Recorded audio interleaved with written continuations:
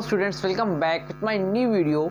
My name is Aamir from A1 coaching. तो students, हम लोगों ने प्लानिंग चैप्टर्स के इंपॉर्टेंट क्वेश्चन सारे अपलोड कर दिए थे अभी कुछ देर पहले, ठीक है। तो अब हम लोग देखेंगे ऑर्गेनाइजिंग चैप्टर नंबर 9 से कौन कौन से इंपॉर्टेंट क्वेश्चन आ सकते हैं। सबसे पहले ओवरव्यू, फिर से हमेशा की तरह ऑर्गेनाइजिंग क्या होता है। देखो, प्लानिंग का मतलब क्या था, हमने डिसाइड कर लिया कि अब हम लोग एक स्कूल ओपन करेंगे। भाई, हमने प्लान क्या किया कि हम स्कूल ओपन करेंगे, तो ये मेरा प्लान है ना। तो उसको एक प्रॉपर तरीके से ऑर्गेनाइज करोगे ना। ऑर्गेनाइज का मतलब क्या होता है भाई, कॉमर्स डिपार्टमेंट एक होगा, एक साइंस डिपार्टमेंट होगा, एक आर्ट्स डिपार्टमेंट होगा।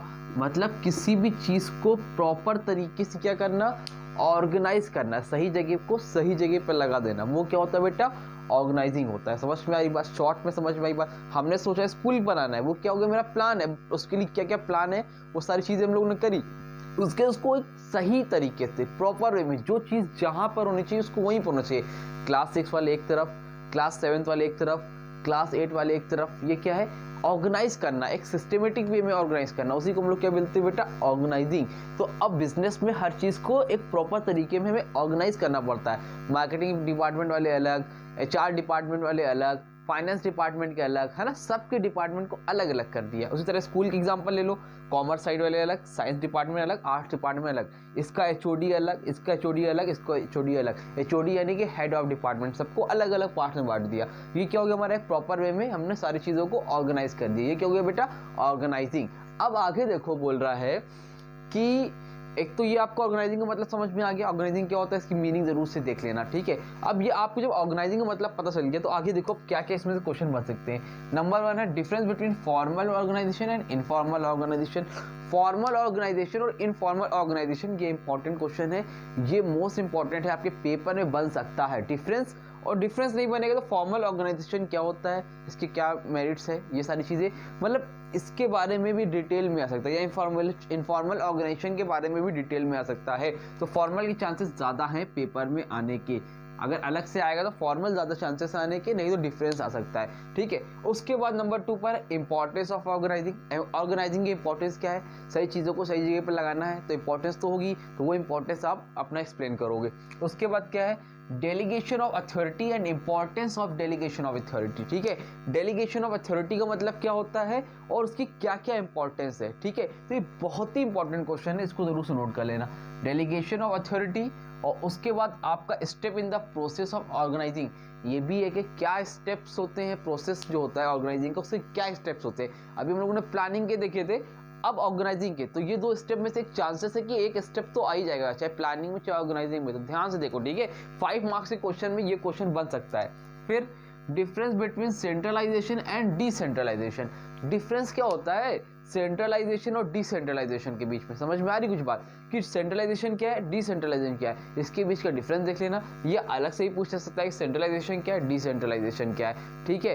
तो इसको अगर इसमें कुछ क्वेश्चन इंपॉर्टेंट बन रहे हैं, जैसे डेलीगेशन ऑफ अथॉरिटी, सेंट्रलाइजेशन, तो कल मैं इसका एक्सप्लेन भी कर दूंगा ताकि आपको समझ में आ जाए। थोड़ा सा भी बता देता हूँ। देखो, फॉर्मल ऑर्गेनाइजेशन का मतलब होता है जब फॉर्मली आप लोग काम करते हो, जहाँ पर आपका आपका ऑफिस है, मान लो, वहाँ पर आप लोग वर्क साथ में लोग जो कोलीग होते हैं साथ में काम करते हैं ना, तो वहाँ पे लोग एक दूसरे से काम, जो भी काम वगैरह होता है उससे बात करते हैं, वो सब क्या होता है, फॉर्मल ऑर्गेनाइजेशन। इतना सिंपल समझ लो, जब आप किसी ऑफिस में वर्क करते हो या स्कूल में वर्क कर रहे हो, कहीं भी ऐसी जगह पे काम कर रहे हो जहाँ पर आप अर्निंग पर्पज से कर रहे हो, वहाँ पर जो ऑर्गेनाइजेशन होता है उसको हम लोग फॉर्मल ऑर्गेनाइजेशन बोलते हैं, साथ में काम करते हैं। इनफॉर्मल क्या होता है, इनफॉर्मल जैसे हमारे फ्रेंड्स हो गए, हमारे नेबर्स हो गए, उनसे हम लोग कम्युनिकेट कर रहे हैं, आपस में बातचीत कर रहे हैं ना, उसको हम लोग क्या बोलते हैं, इनफॉर्मल ऑर्गेनाइजेशन। समझ में आ रही बात, ठीक है, क्लियर है। चलो, उसके बाद इंपॉर्टेंस देख लेना, इंपॉर्टेंस भी ऑर्गेनाइजिंग है तो उसकी इंपॉर्टेंस देख लेना। फिर delegation of authority and importance of delegation of authority.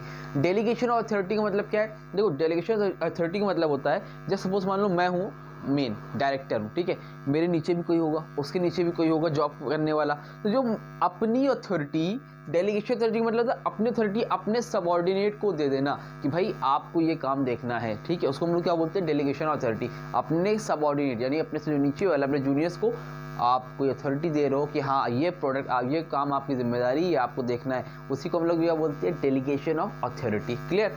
उसके बाद प्रोसेस, भाई प्रोसेस का स्टेप है, लॉन्ग क्वेश्चन है, इसको अच्छे से देखो।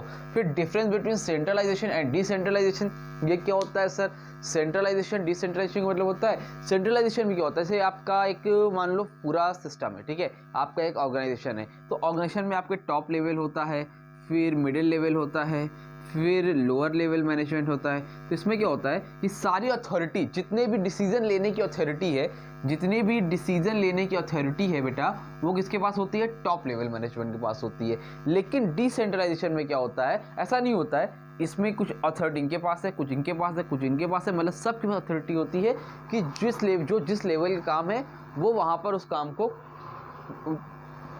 देख रहे हैं बाइक कैसे जा रही है आजकल, ऐसी बाइक आ गई है, समझ रहे हैं, आवाज़ आ रही होगी आई थिंक आप लोग को।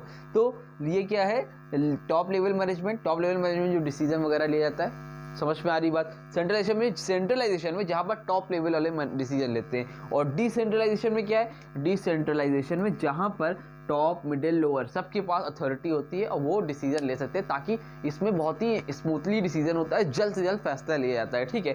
तो इसका इंपॉर्टेंस भी इंपॉर्टेंट है और अलग से भी आ सकता है। तो ये 5 क्वेश्चन है जो इंपॉर्टेंट है, आने को तो बेटा कुछ भी आ सकता है, बट ये इंपॉर्टेंस है, इंपॉर्टेंट क्वेश्चन मैं बता रहा हूँ, इसको तो जरूर से पढ़ के जाना। आपके पास टाइम कम है, आप लास्ट में पढ़ लो, तो ये सारे क्वेश्चन तो आपको जरूर से पढ़ के जाना है। किस्मत आपकी साथ देगी तो पूरे के पूरे बताए क्वेश्चन आएंगे, मे बी आप सब कर ले जाओगे, बट पढ़ लो अच्छे से, कोई प्रॉब्लम नहीं होनी चाहिए, ठीक है। उम्मीद करता हूँ यहाँ तक अच्छे समझ में आ गए। इसका स्क्रीनशॉट लेना है, ले लो, चलो ठीक है। तो उसको देख लेना, थोड़ी देर में आप लोगों के लिए स्टाफिंग का भी वीडियो अपलोड हो जाएगा, उसके भी इंपॉर्टेंट क्वेश्चन आप लोग देख लेना, ठीक है। चलो मिलते हैं नई वीडियो में, और अगर कोई प्रॉब्लम हो तो कमेंट सेक्शन में, इंस्टाग्राम पे मुझसे कांटेक्ट कर सकते हो, इंस्टाग्राम डिस्क्रिप्शन में है, जाके देखना और कांटेक्ट कर लेना। कोई भी प्रॉब्लम हो, कोई भी क्वेश्चन नहीं आ रहा, पूछो, बेझिझक पूछो यार, बताने के लिए बैठा हूँ आप लोगों के लिए, ठीक है। चलो मिलते हैं नई वीडियो में, तब तक के लिए थैंक यू और wish you all the best for your exam. Thank you so much.